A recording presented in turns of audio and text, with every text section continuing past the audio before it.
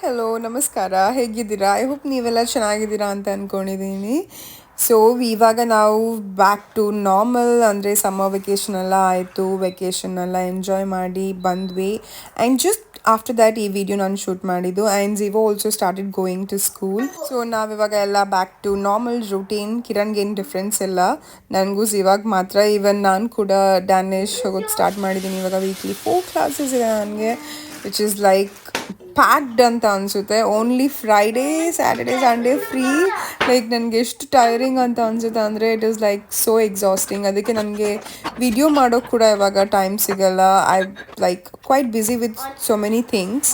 and ಈ video ನಾನು just like ಹೇಳಿದ ಥರ just after back from Italy shoot ಮಾಡಿರೋದು ಅದಕ್ಕೆ ಝೀವಾ ಮನೇಲಿದ್ದಾಳೆ ಆ್ಯಂಡ್ ನೀವು ಆವಾಗಲೇ ಸ್ವಲ್ಪ ಮುಂದೆ ಇರೋ ಕ್ಲಿಪ್ ನೋಡಿದ್ರೆ ನನ್ನ ಗಿಡ ಬಂದ್ಬಿಟ್ಟು ಒಣಗೋಗಿದೆ ಅದನ್ನು ನಾನು ಪ್ರೊಪಗೇಟ್ ಮಾಡೋಕ್ಕೆ ಅಂತ ತೆಗೆದಿಟ್ಟಿದ್ದೀನಿ ಐ ಡೋಂಟ್ ನೋ ಹೇಗೆ ಬರುತ್ತೆ ಅಂತ ನಾನು like it's been quite some times ಇವಾಗ ಸ್ವಲ್ಪ ಚಿಗುರ್ತಾ ಇದೆ ನಾನು ಯಾವಾಗ ಈ ಥರ ಎಲ್ಲ ಹೇಳ್ತೀನೋ ಆವಾಗಲೇ ಅದು ಸತ್ತೋಗುತ್ತೆ ಅದಕ್ಕೆ ನಾನು ಏನು ಹೇಳೋಕ್ಕೆ ಹೋಗಲ್ಲ ಸೊ